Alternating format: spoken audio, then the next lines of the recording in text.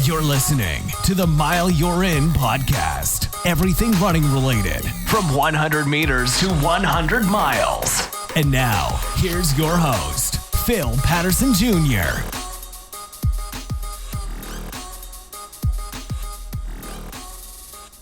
Welcome back, everybody. Welcome back.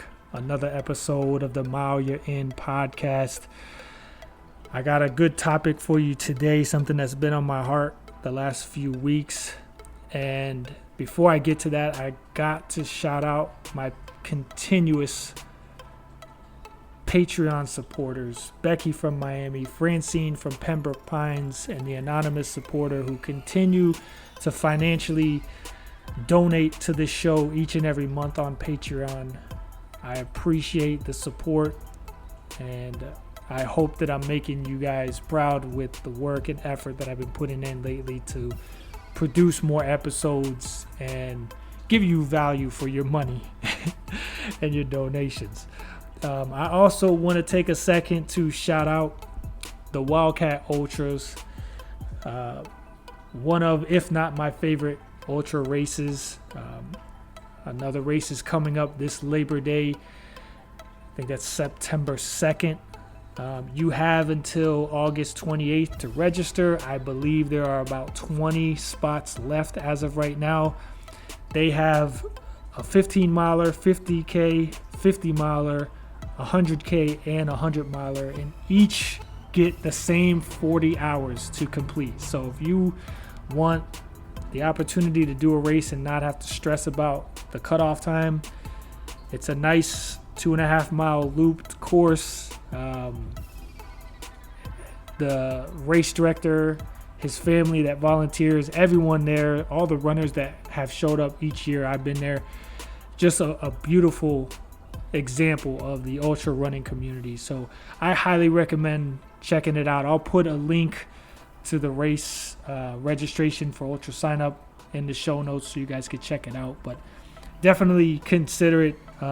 If you do participate, it's something you won't regret. Everyone that I've met out there has had nothing but great things to say about the race. So getting into the topic, I try not to be very biblical, I try to keep the podcast from seeming like a church Christian preaching type podcast. I try to keep it very neutral so that everyone who listens, no one feels out of place and unwelcomed. But I do have faith, and that will come out from time to time in things that I share. By the way, if my voice sounds terrible on this episode, I don't know what's going on. My voice has been kind of down the last couple of days. I intended to record this episode a few days ago and was kind of waiting it out, and it's not getting any better. So I figured I'll just put this out, and I'm sure you guys will enjoy it regardless. But the Bible verse that's been on my mind, especially last night, it really popped up after speaking to another friend, is James 2:17, and it says, "Faith without works is dead." This verse emphasizes the importance of combining faith and action, and it can be related to both sports and life in general, which is what this podcast is all about and why I'm bringing it up. In sports, faith can be seen as the belief in one's abilities, the trust in the team's strategy. It's the confidence that one can achieve victory or overcome obstacles. However, faith alone is not enough to achieve success in sports. One must also put in the necessary work, practice diligently, and develop the skills required to perform at a high level. Without this type of work, such as training, discipline, and teamwork, faith alone will not lead to victory or success. In this context, the verse reminds athletes that their belief in their abilities must be matched by the effort they put into honing those abilities. In life, faith without works can be related to one's beliefs, dreams, or goals. It is essential to have faith in oneself and in the possibilities that lie ahead. Faith can provide motivation and hope, but it must be accompanied by action to bring about meaningful results. For example, if someone has faith that they can achieve a certain career, they need to back that faith up with hard work, perseverance, and taking steps towards that goal. Without action, faith remains stagnant and unfulfilled. Ultimately, the verse encourages individuals to align their beliefs and actions. It suggests that having faith alone without corresponding efforts is ineffective and unproductive. In both sports and life, combining faith and works is crucial for achieving success, growth, and the fulfillment of your potential. Every once in a while, we meet that roadblock in life, the obstacle that requires a little help. And it makes me think of the song by Billy Shears that says, "I get by with a little help from my friends." Yes, I had to Google who sings that. I promise I didn't know that off the top of my head. But you see, I had to put in work to find that out. I could not seriously just believe that I was going to know that eventually. No matter how faithful I thought my knowledge would be to remember that, it wasn't going to happen. But back to the point. These obstacles, bumps in the roads, hard times, whatever you want to call them, sometimes require a little outside help. We have to be willing to admit that we don't always have the answers. Many of us are jack of all trades, but masters of none. We get as far as we can on our own and eventually have to decide if we're willing to admit that we need help or not. I, for one, have always struggled with this. I know I'm far from perfect, and my circle of friends or the running and church communities that I'm in, they know that I don't ask for help unless I absolutely need to. And even then, I don't want to, but I have to put action to my faith. I did some research on this and was amazed at how accurate these reasons were and how much they described me. One was the fear of judgment. One of the primary reasons people hesitate to seek help is the fear of being judged. They worry that asking for assistance might make them appear weak, incapable, or vulnerable. This fear can stem from society expectations or cultural norms or just personal insecurities. Then there's self-reliance and independence.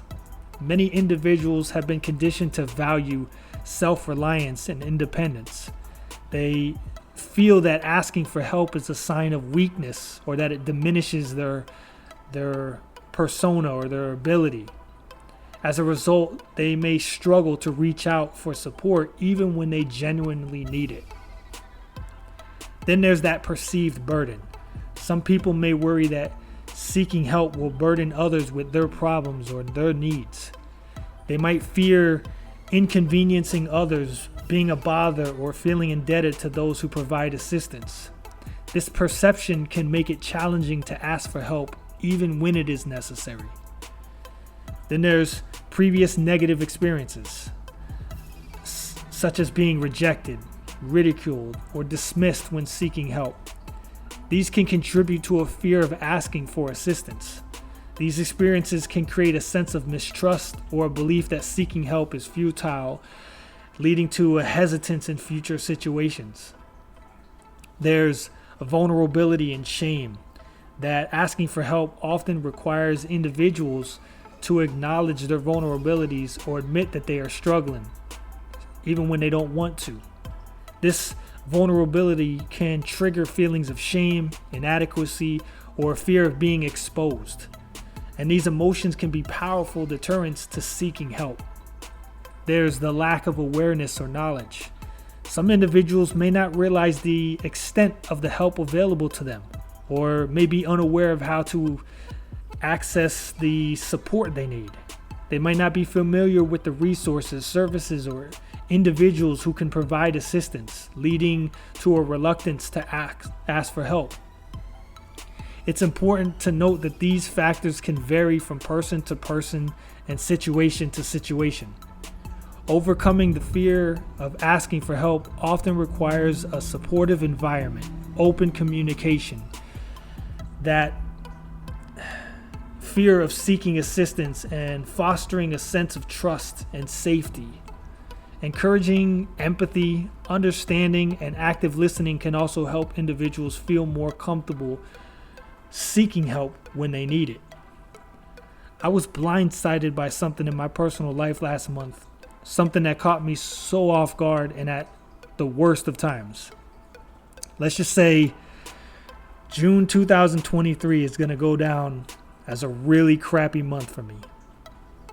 3 pretty disappointing things occurred. One I already talked about on the last episode, being the 100-miler in New York that I was unable to attend. But these had me in this continual area where I just had dark, depression-filled nights each and every night, back to back. And I knew I could grind it out like I've done in the past, but I knew it was better for me to reach out. I reached out to a selective few that I felt led to. When I prayed about it and I scrolled through my contacts, I only messaged those that I felt led to. As I still deal with the aftermath, even though there is promise on the horizon, I've had some amazing people reach out to me to help me physically, mentally, emotionally, spiritually, financially, and a few other ways that I didn't even expect. But without me being humble enough and putting my ego and pride to the side and being able to ask for help, none of this would have been possible. They opened my eyes to different things that I was not able to see or think during this moment of just cloudy depression and where your mind is just not where it needs to be and not able to be. As an introvert, and yes, despite my outgoing personality, I'm still very much introverted and I have my moments. I think part of it also comes from the Gemini in me, because them mood swings can be pretty serious. You guys know what I'm talking about. But you mix that in with my battle with depression and anxiety, it's a pretty dangerous combination at times. Sometimes I can easily and naturally reach out, express myself, what's going on, ask for help, ask for advice, whereas other times I lock myself away from the world. Even when people are offering to help, even when they have a solution, whether it's temporary or permanent, I still unfortunately struggle sometimes in those moments to allow them in. What I want to encourage with this episode is to put action to our faith. If you want to try and do it on your own, I'm all for that. But if you're struggling and it's starting to get the best of you and affect you in other areas of your life, consider reaching out to someone. We're only capable of so much sometimes. And there are people in our lives for a reason, and we should utilize those tools in our toolbox. You wouldn't want to use a screwdriver to hammer a nail. You wouldn't want to use a hammer to screw in a screw. Just like there are different tools in a toolbox, lures in a tackle box, teachers in a school, positions on a team, job positions at work, there are different people in our lives, and each serves a specific purpose. Each is able to help contribute towards the main goal. One is not meant to do it all. So until the next episode, don't be afraid to be humble and vulnerable while asking for help. Everyone needs help once in a while. Just keep this in mind. When someone else is in need and you have the opportunity to be on the other end of that need, do so. I believe in karma. I believe things happen for a reason. I believe June happened in order to remind me of those in my life that truly care and truly love me. So if you're listening, thank you. Sincerely, I appreciate each and every one of you. You know who you are. Thanks for listening to the Mile You're In podcast. If you enjoyed it, make sure to like, share, and subscribe.